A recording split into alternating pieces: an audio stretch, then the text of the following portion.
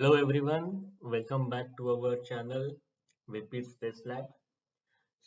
आज हम फिर से लास्ट सीरीज जो हमारी थी मैनुअल टेस्टिंग के इंटरव्यू क्वेश्चंस फॉर फ्रेशर, उसका आज हम थोड़ा सा ऊपर का एक लेवल लेंगे जिसमें एक्सपीरियंस कैंडिडेट के लिए मतलब मोस्ट बेसिक कितने क्वेश्चंस हो सकते हैं वो पूछे जाते हैं, क्योंकि आजकल यूजुअली सारे इंटरव्यूज अभी ऑनलाइन मोड में ही चल रहे हैं। अगर ऑफलाइन मोड चालू होता है तो उसके क्वेश्चन का सेट अलग होता है, क्योंकि वहाँ पे डेडिकेटेड टाइम होता है लोगों के लिए कि वहाँ पे बैठो और आंसर्स दो। लेकिन ऑनलाइन में मोस्टली मैनुअल टेस्टर के लिए आधे घंटे के आसपास का या फिर 45 मिनट्स का एक टाइम स्लॉट होता है, उसके अंदर उनको क्वेश्चंस पूछे जाते हैं और ये देखते हैं कि आगे वाले को कितना समझ में आता है। तो आज का हमारा एक्चुअली ये वीडियो रहेगा जिनका एक्सपीरियंस 1 से लेकर 4 साल तक का है, ठीक है। और ये सिर्फ मैनुअल में कवर कर रहा हूँ, ऑटोमेशन का अभी तक हमने कोई कुछ भी स्टार्ट नहीं किया है। इसकी अगली सीरीज अपनी ऑटोमेशन टेस्टिंग, जावा, सेलेनियम, इन सब पे फोकस रहेगा, ठीक है। तो मैं इस सीरीज में आपको सारे के सारे क्वेश्चंस दिखा रहा हूँ। ये मैं पीपीटी अपलोड नहीं करने वाला हूँ। आप ये वीडियो को बार बार देखो तो आपको आंसर समझ में आएंगे कि आंसर्स क्या देने हैं। मैं आपको हिंदी में बताऊंगा, आप उसको इंग्लिश में ट्रांसलेट कर सकते हो। अगर आपकी डिमांड रही तो मैं कमेंट सेक्शन में डाल दूंगा पूरे के पूरे आंसर्स, ठीक है। तो मैंने यहाँ पे कुछ सिलेक्टेड क्वेश्चंस लिखे हुए हैं और ये क्वेश्चंस अगर मैं आपको बताऊंगा तो अगर आपको एक्सपीरियंस है, सही में एक्सपीरियंस है, तो ये सारे क्वेश्चंस के आप इजीली जवाब दे सकते हो, very frequently, very easily, without waste of your time. Okay, so you can simply answer this questions if you are really genuinely experienced candidate. अगर आप एक्सपीरियंस कैंडिडेट नहीं है और आप फिर भी फेक एक्सपीरियंस करके कहीं जा रहे हो, तो मैं आपको रिकमेंड करूंगा कि ऐसी गलती मत करो। जाना है तो एक्सपीरियंस लेके जाओ। जरूरी नहीं है कि अगर आपको एक्सपीरियंस है तो किसी कंपनी में भी, लेकिन एटलीस्ट काम करके देखो और उसके हिसाब से आप एक्सपीरियंस कैंडिडेट के रिलेशन में इंटरव्यू दे सकते हो। लेकिन फिर भी अगर आप एक्सपीरियंस कैंडिडेट हो तो ये सारे के सारे क्वेश्चंस काफी इजी आंसरेबल रहेंगे। तो सबसे पहला और बेसिक क्वेश्चन कोई भी इंटरव्यूअर पूछता है कि भाई अभी आपको 2 साल का एक्सपीरियंस हो गया है, तो आप मुझे बताओ कि क्वालिटी एश्योरेंस और क्वालिटी कंट्रोल का फर्क क्या है। तो सिंपल है, इसका आंसर मैंने मेरे लास्ट पीडीएफ लास्ट वीडियो में दे दिया है, जिसका पीपीटी ऑलरेडी अपलोडेड है। तो वन लाइनर इसका आंसर ये रहेगा कि क्वालिटी कंट्रोल का सिंपल मतलब ये है कि आप क्वालिटी कंट्रोल कर रहे हो इन द सेंस आप एक्चुअल प्रोडक्ट को टेस्ट कर रहे हो यूजिंग डिफरेंट डिफरेंट मेथड्स, ठीक है।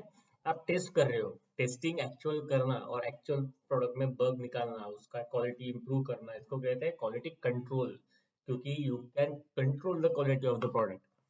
लेकिन क्वालिटी एश्योरेंस मतलब क्वालिटी एश्योर करने के लिए जो मेथड हम यूज करते हैं, मतलब वे ऑफ टेस्टिंग, मतलब जो हम पैटर्न यूज कर रहे हैं, जो मेथडोलॉजी यूज कर रहे हैं, डेटा यूज कर रहे हैं, उसका एक्चुअल मैट्रिक्स बना के हम चेक कर रहे हैं कि सारे के सारे जो वेज थे, क्रॉस ब्राउजर टेस्टिंग थी या फिर मल्टी प्लेटफॉर्म टेस्टिंग थी, वो सही से कर रहे हैं कि नहीं कर रहे हैं, कितने लोग काम कर रहे हैं, हमारे रिसोर्स काफी है कि नहीं।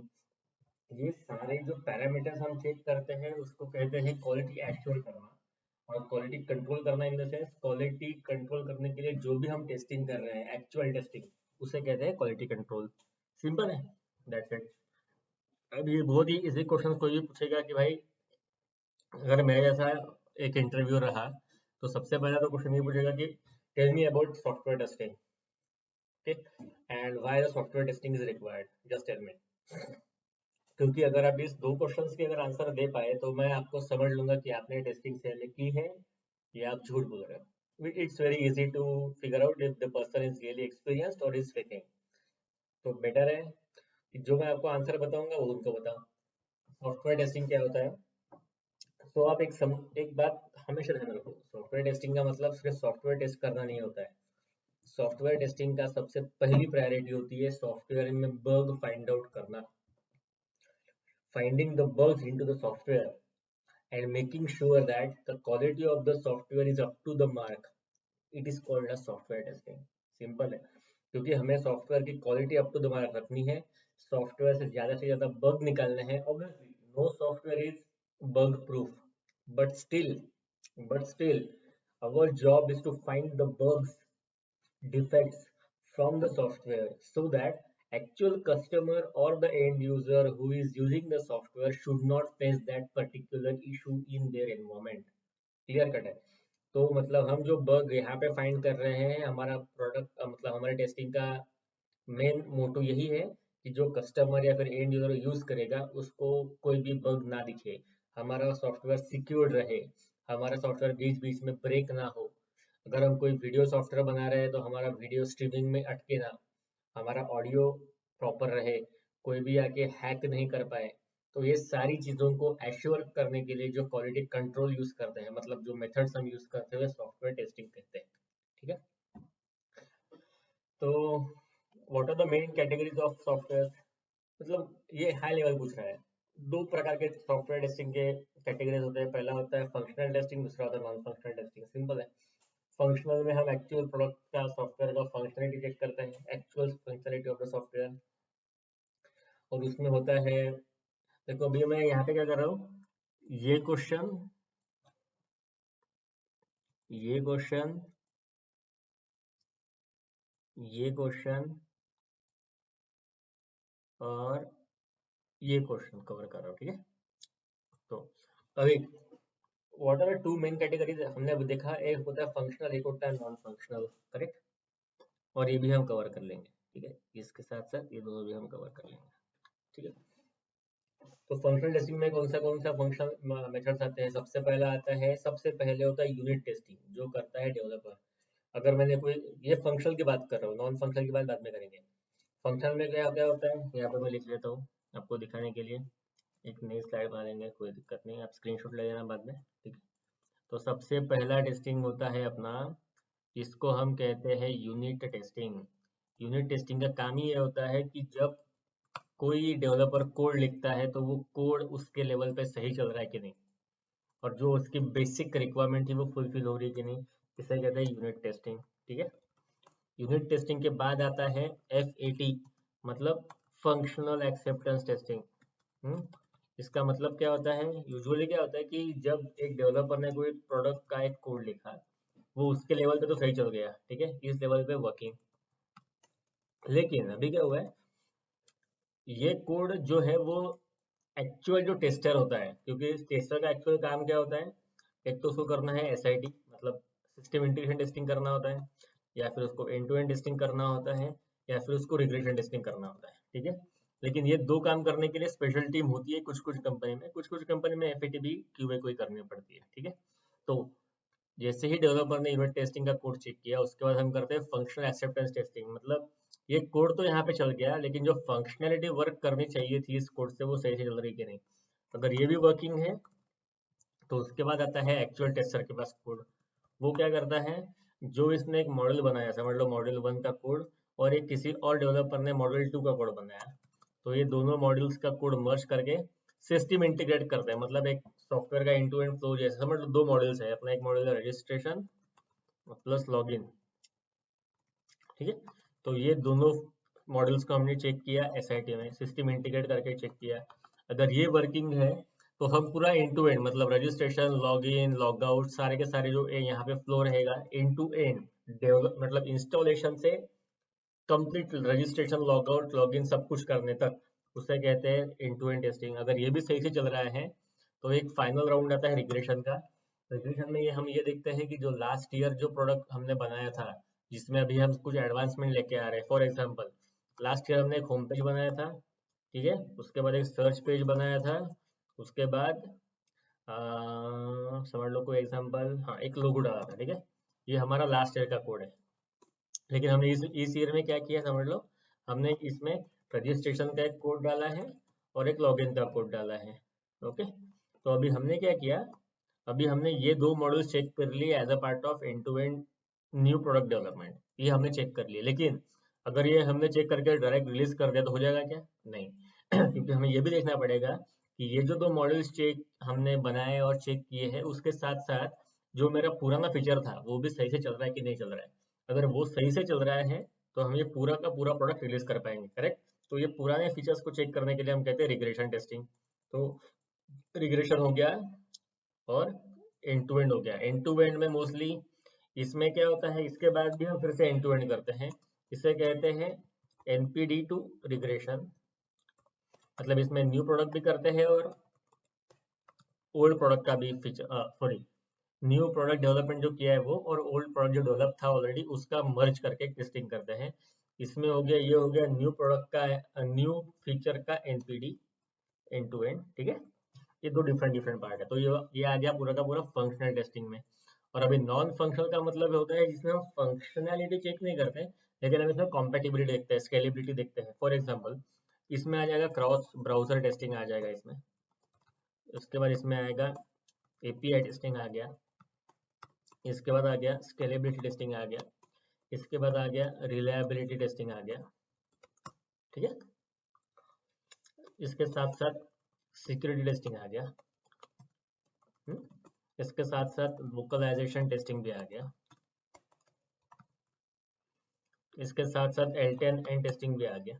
तो अभी ये जो सारी चीजें हैं वो तो एक्चुअली चेक तो कर रहे हैं प्रोडक्ट्स को ही, राइट। हमारा अगर ये प्रोडक्ट है, समझ लो प्रोडक्ट का नाम है, समझ लो एक्स, तो ये तो चेक इसी को कर रहा है, लेकिन ये प्रोडक्ट के फंक्शनैलिटी को चेक नहीं कर रहा है, करेक्ट। ये प्रोडक्ट के कॉम्पैटिबिलिटी या फिर प्रोडक्ट की स्केलेबिलिटी या फिर प्रोडक्ट की सिक्योरिटी या फिर प्रोडक्ट का लैंग्वेज सपोर्ट या फिर प्रोडक्ट का डॉक्यूमेंटेशन, करेक्ट, ये सारे चीजों को चेक कर रहा है। मतलब जो चीजें हम चेक करते हैं जो प्रोडक्ट के रिलेटेड तो है लेकिन प्रोडक्ट के फंक्शनैलिटी के रिलेटेड नहीं है, तो उसे कहते हैं नॉन फंक्शनल टेस्टिंग। और जो प्रोडक्ट के एक्चुअल रिलेशन में है प्रोडक्ट के फंक्शनैलिटी के रिलेटेड, उसे हम कहते हैं फंक्शनल टेस्टिंग, करेक्ट। तो अभी हमने ये देख लिया, ये क्वेश्चन हो गया अपना। उसके बाद नॉन फंक्शनल टेस्टिंग का भी हो गया। अभी आपको होता है cross browser testing. Cross browser testing का मतलब सिंपल है, अगर आपके पास, समझ लो अभी क्या होता है कि अगर आप फेसबुक, एक एग्जांपल लो, तो फेसबुक क्रोम पे भी चलता है, फायरफॉक्स पे भी चलता है, एज मतलब आई का जो नया वर्जन आया है उसमें भी चलता है, सफारी पे भी चलता है, कोई अगर टाइम पास ब्राउजर रहा डॉल्फिन वगैरह उस पर भी चलता है विदाउट एनी इश्यूज, करेक्ट। उसके साथ साथ सबसे अगर कोई भी, अगर आप कोई भी एक एब्रप्ट कोई भी एक ब्राउजर लोगे जो थोड़ा बहुत फेमस होगा उस पर भी चलेगा, मोबाइल पे भी चलेगा, लैपटॉप पे भी चलेगा, आईपैड पे भी चलेगा, टैबलेट पे भी चलेगा, करेक्ट। तो ऐसा क्यों होता है? ये कोई भी कोड ऐसा नहीं होता कि यहाँ पे आपने एक बार कोड लिख लिया तो ये सारे ब्राउजर पे ऑटोमेटिकली चल जाएगा, नहीं, ऐसा नहीं होता है। हमें हर एक ब्राउजर पे टेस्ट करना पड़ता है। एज अ टेस्टर हर एक ब्राउजर पे, हर एक प्लेटफॉर्म पे टेस्ट करना होता है, और हर एक ब्राउजर पे अगर कोई भी डिफरेंट डिफरेंट इशू आते हैं तो हमें उसके लिए डिफेक्ट या फिर बग रेज करना पड़ता है, और वो बग को फिर डेवलपर फिक्स करता है और अपने प्रोडक्ट को उस पर्टिकुलर ब्राउजर के लिए कॉम्पेटेबल बनाता है, करेक्ट। तो डिफरेंट डिफरेंट ब्राउजर पे टेस्टिंग करना, इसको कहते हैं cross browser testing. Okay, got it. अभी ये दूसरा सवाल है कि why developers shouldn't test the software they road.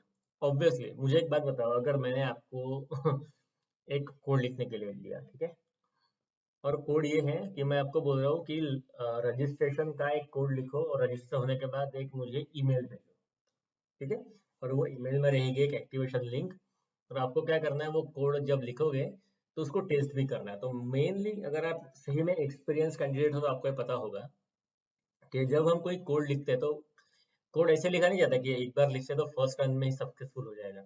हमें 4-5 बार वो लिखना पड़ता है, कभी कभार हम ट्रायल एंड एरर चेक करके देखते हैं, कभी रन करते हैं, कभी स्टॉप डिबग करते हैं, फिर एक बार ईमेल आया तो ईमेल देखते हैं, 2-3 बार ईमेल देखते हैं, तीसरी बार बोलते हैं कि ईमेल सही ही होगा, इग्नोर मार देते हैं, करेक्ट, क्योंकि वो कोड हम लिख रहे हैं। और हम इतने बार वो कोड को लिखते रहते हैं, इतने बार बग्स उसमें फिक्स करते रहते हैं कि हमें हमारे इश्यूज समझ में नहीं आते, समझ रहे हो। और ऐसा हो सकता है कि ईमेल का आपने फॉर्मेट बना लिया, समझ लो ये अपना ईमेल है, एग्जाम्पल दे दो, ये अपना ईमेल है और आपने लोगो नीचे डाल दिया है। आपको लग रहा है कि ये सही है क्योंकि मेरा एक्सपेक्टेशन ये है कि बस मुझे ईमेल आना चाहिए और यहाँ पे एक लिंक है, समझ लो ये लिंक है एक्टिवेशन की, वो क्लिक होनी चाहिए बस। तो हम क्या करते हैं, कोड लिखते हैं, फटाफट एक टेम्पलेट बना के सबमिट कर देते हैं, हो गया अपना काम। और कोई आपको बोलेगा टेस्ट करो, तो आप मोस्टली क्या टेस्ट करोगे, रजिस्टर करो हो रहा है क्या, क्लिक किया तो ईमेल आ रहा है क्या, बस। लेकिन आपको कोई बग दिखेगा ही नहीं, क्योंकि आपके लिए दो चीजें चल रही है जो आपको चाहिए थी। लेकिन जब एक टेस्टर आता है तो वो क्या देखता है कि वो बटन का कलर कैसा है, बटन का फॉन्ट कौन सा है, वो जो 3-4 फील्ड्स थी, name, user name, email, password वाली, वो सही से वैलिडेट हो रही है कि नहीं हो रही है, वो फॉर्मेट सही से मैच हो रहा है कि नहीं हो रहा है, ये ईमेल में फॉर्मेटिंग ढंग की है कि नहीं, लोगों नीचे क्यों है, लोगों ऊपर चाहिए, ये लिंक क्लिक हो रही है ठीक है, लेकिन लिंक काफी बड़ी है क्या, ये लिंक की जगह पे एक्टिवेट नाम की बटन एक्सपेक्टेड थी तो बटन क्यों नहीं है, लिंक क्यों दिख रही है। तो ये सारे जो बग्स है फिर इम्प्रूवमेंट क्राइटेरियाज थे वो डेवलपर जो खुद डेवलप कर रहा है वो फाइंड आउट नहीं कर पाता है, करेक्ट। इसीलिए developer should not test the product. I mean they can test the product, लेकिन जो उन्होंने खुद ने डेवलप किया है वो प्रोडक्ट उनको टेस्ट करने के लिए मत बोलो, क्योंकि उससे बग नहीं मिलेंगे, उससे प्रोडक्ट और खराब हो जाएगा। इससे बेटर है उनको बोलो आप प्रोडक्ट बनाओ और हमें दो, हम आपका टेस्ट करके देंगे। That is the best way. ठीक है। ओके। अभी दूसरा, अभी और एक सवाल है, अल्फा टेस्टिंग और बीटा टेस्टिंग क्या होता है। ये सवाल काफी जगह पूछा जाता है आजकल, क्योंकि आजकल बीटा टेस्टिंग काफी फेमस हो रही है। तो आपको अगर मैं बोलूँ कि बीटा टेस्टिंग का मतलब क्या होता है, तो व्हाट इज बीटा टेस्टिंग। अगर आप कभी प्ले स्टोर पे जाओगे ना, प्ले स्टोर पे वहाँ पे कुछ सॉफ्टवेयर है फेसबुक इंस्टाग्राम जैसे, वहाँ पे सर्च करो फेसबुक बीटा या फिर इंस्टाग्राम बीटा, तो क्या होगा, जो फेसबुक के बीटा वर्जन है, बीटा वर्जन मतलब वो कंपनीज क्या करती है, एक प्रोडक्ट बना देती है, ठीक है।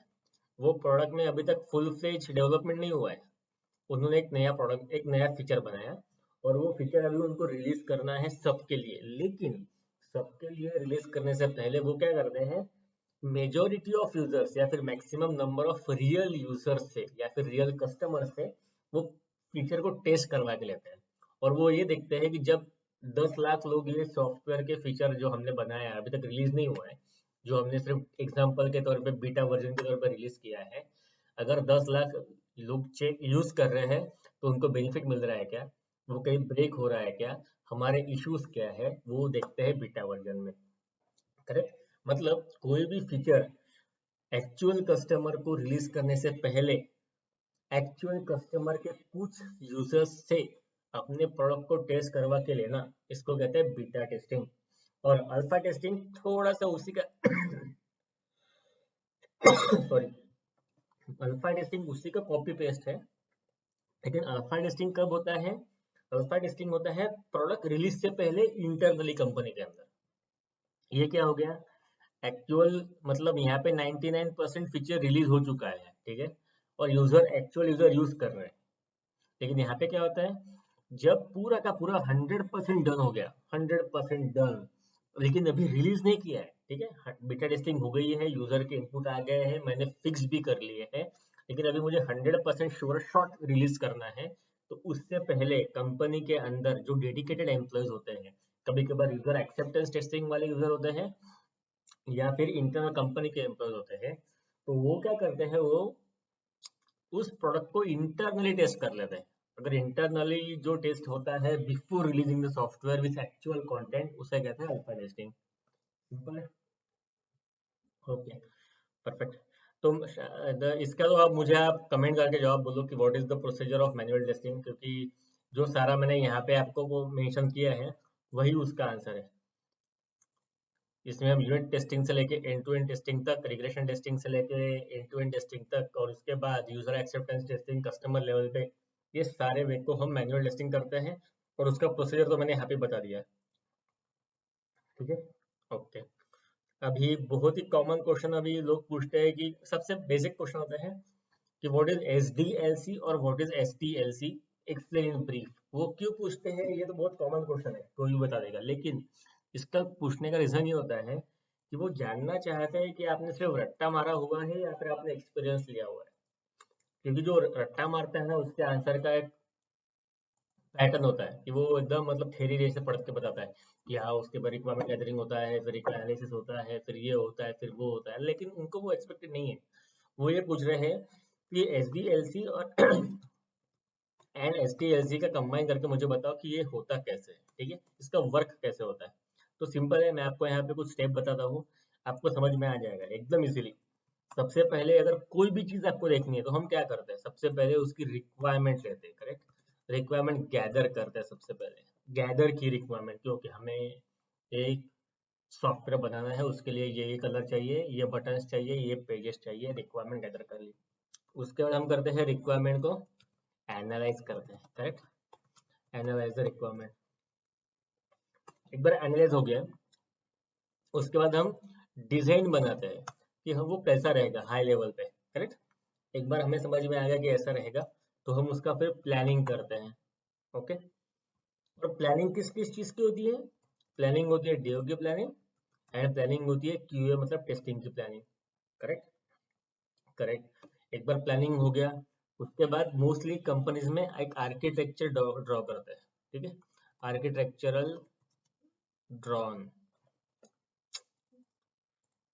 यहाँ पे आर्किटेक्चरल एक ड्राइंग बनाते हैं जिसमें हाई लेवल सॉल्यूशन का एक डिजाइन बनता है कि भाई कैसे कैसे काम होगा हाई लेवल पे, एकदम हाई लेवल पे। उसके बाद डेवलपर अपना काम चालू करता है डेवलपमेंट का, और क्यूए अपना काम करता है प्लानिंग का एंड टेस्ट केसेस को राइट करने के लिए। करेक्ट। ये काम हो गया। परफेक्ट है। अभी जैसे ही डेवलपमेंट का काम चल रहा है, क्यूए का प्लानिंग और टेस्ट केस राइटिंग हो रहा है, तो उसके बाद तब तक मतलब इन दोनों का जब काम चल रहा है, तो जैसे ही अपने टेस्ट केस राइटिंग खत्म हो गई, डेवलपमेंट का एक आधा मॉड्यूल रेडी हो जाता है, ठीक है। एक आधा मॉड्यूल रेडी हो गया, तो उसका टेस्टिंग हम करना चालू कर देते हैं, testing of newly created module. Perfect. Okay. जैसे ही टेस्टिंग चालू हो गया, हमें बग्स मिलने चालू हो जाते हैं। करेक्ट। बग्स मिलना चालू हो गए, बग्स रिपोर्टिंग स्टार्ट हो जाता है। जैसे ही बग रिपोर्टिंग स्टार्ट होता है, तो उसमें कौन से फेज आते हैं? यहाँ पे आता है बग लाइफ साइकिल, ठीक है। कौन से फेज आते हैं? ओपन द बग, उसके बाद fixing of the bug, fixing the bugs. एक बार बग फिक्स कर दिया तो रीचेकिंग ऑफ द बग, अगर बग फिक्स हो गया है तो क्लोज, अगर बग फिक्स नहीं हुआ है तो रीओपन, रीओपन होने के बाद फिर से फिक्स करो, फिर रीचेक करो एंड देन क्लोज करो। इस तरह का एक फ्लो चालू हो जाता है बग रिपोर्टिंग में। एक बार ये सब कुछ हो गया, डेवलपमेंट कंप्लीट हो गया, टेस्टिंग कंप्लीट हो गया, बग सारे खासे क्लीन हो गए, उसके बाद हम करते हैं नॉन फंक्शनल टेस्टिंग कर देते हैं। ये पार्ट है नॉन फंक्शनल टेस्टिंग में, मतलब वही एक सिक्योरिटी का एस्पेक्ट आता है, उसके बाद स्केलेबिलिटी का एस्पेक्ट आता है। ओके। और उसके बाद रिलायबिलिटी कर लेते हैं कुछ लोग डॉक्यूमेंट वेरीफाई कर लेते हैं। ये कंपनी के क्राइटेरिया के ऊपर है। हाँ, ये सारा हो गया। उसके बाद एक बार अपना प्रोडक्ट फुल प्रूफ रेडी हो गया, उसके बाद आता है यूएटी मतलब यूजर एक्सेप्टेंस टेस्टिंग, क्योंकि अभी हमारा डिप्लॉयमेंट का काम चालू हो जाएगा। करेक्ट। तो डिप्लॉयमेंट से पहले हम कस्टमर को बोलते हैं कि भाई तुम्हारे यूजर को भेजो, सॉफ्टवेयर टेस्ट करो, आपके हिसाब से सब सही सही चल रहा है क्या। एक बार सब कुछ सही चल गया, तो उसके बाद आता है अपना डिप्लॉयमेंट, डिप्लॉयमेंट फेज आ गया। डिप्लॉयमेंट फेज होने के बाद सब कुछ सही चल रहा है, साल भर तक कोई प्रॉब्लम नहीं है, लेकिन साल भर के बाद कोई बग आ गया है, तो उसको रिपेयर करने के लिए क्या लगता है? एक आता है मेंटेनेंस का फेज। बस। तो मतलब ये इसमें से अगर आप फेजेस देखो, तो ये जो बोल्ड किया है ना मैंने, बोल्ड मतलब ऑलमोस्ट सारे के सारे फेजेस ही है, लेकिन बताने के लिए आप ये बता सकते हो development planning, QA planning, test case writing, bugs reporting, और उसके बाद डेवलपमेंट एंड मेंटेनेंस। ये हो गए प्राइमरी फेसेस। लेकिन ये होता है थ्योरी वाला आंसर, लेकिन जो मैंने आपको बताया पूरे एडिशनल फेसेस, तो इन सारे फेजेस को हम कहते हैं कि आपने सही में काम किया है भाई, और आपको पता है कि प्रोडक्ट चलता कैसे है। करेक्ट। तो ये हो गया एसडीएलसी और एसटीएलसी का डिफरेंस, और ये भी मोस्ट कॉमनली आज क्वेश्चन है, एक्सपीरियंस रहे या फिर फ्रेशर रहे। लेकिन फ्रेशर का आंसर अलग होता है और मैनुअल का आंसर अलग होता है। मैनुअल का मतलब एक्सपीरियंस का। और इसके बाद सबसे last but very important question is, how much testing is sufficient? Is it possible to do exhaustive testing of the software? मतलब कितना टेस्टिंग सफिशिएंट है, क्योंकि कितनी भी आप टेस्टिंग कर लो सॉफ्टवेयर में, आप कोई भी कितनी भी हाई लेवल की टेस्टिंग कर लो, ऐसा कभी नहीं होगा कि सॉफ्टवेयर में बग नहीं है। गूगल फेसबुक जैसे इतने हाईटेक सॉफ्टवेयर, जो इतने मैच्योर सॉफ्टवेयर है, उसमें भी आपको बग मिलेंगे ही मिलेंगे। अभी काफी अगर आपने देखा तो वो बग बाउंटी नाम का कोई फीचर लाते हैं, कंपटीशन लाते हैं, लोगों को बोलते हैं कि हमारे इसमें बग ढूंढो, और लोग ढूंढते हैं। करेक्ट। तो मतलब इतने मैच्योर सॉफ्टवेयर में भी अगर आप बग ढूंढ पा, बाकी तो मतलब अपने सॉफ्टवेयर तो बहुत ही छोटे हैं। करेक्ट। तो कितना सफिशिएंट है? तो एक्चुअली आंसर इसका ये होता है कि depends on the customer requirement. अगर कस्टमर की बेसिक रिक्वायरमेंट फुलफिल हो रही है और हाई लेवल पे कोई भी इशू नहीं मिल रहे हैं, अपने सारे फीचर्स प्रॉपरली चल रहे हैं, यूजुअल ब्रेकडाउन्स नहीं हो रहे हैं, और रिग्रेशन सारे के सारे फीचर्स प्रॉपर चल रहे हैं, लेकिन फिर भी कुछ माइनर इश्यूज है जो हमें दिख रही है, लेकिन ज़्यादा इम्पैक्टफुल नहीं है और कस्टमर को डिस्टर्ब नहीं करेंगे, तो उसे उस वक्त हम टेस्टिंग को स्टॉप कर सकते हैं। ठीक है ना? तो ये हो गए कुछ बेसिक आंसर्स जिसमें मैंने कुछ क्वेश्चंस यहाँ पे लिखे हैं। तो आप चाहे तो इनका स्क्रीनशॉट ले सकते हो और ये हाई लेवल पे जो मैंने बताया आप एक बार गो थ्रू कर सकते हो, बार बार गो थ्रू करो। और आपको कोई भी डाउट है तो मुझे कमेंट सेक्शन में जरूर बताओ कि मुझे ये समझ में नहीं आया, फिर से बताओ। ओके, तो प्लीज़ मेरे चैनल को सब्सक्राइब करो, मुझे हेल्प हो जाएगी। अभी मुझे 1000 सब्सक्राइबर का टारगेट अचीव करना है ताकि मैं और प्रोग्रामिंग के रिलेटेड अच्छे वीडियो डाल सकूँ। और आप मुझे फिर प्लीज़ इम्प्रूवमेंट के कोई भी सजेशंस हो तो मुझे ज़रूर बताओ। मैं उसको अपने वीडियो में इनकॉर्पोरेट करने की कोशिश करूँगा। तो वीपीज टेस्ट लैब चैनल को प्लीज़ सब्सक्राइब करिए और कोई भी सजेशंस हो तो कमेंट में बेहिचक बताइए। Thank you so much.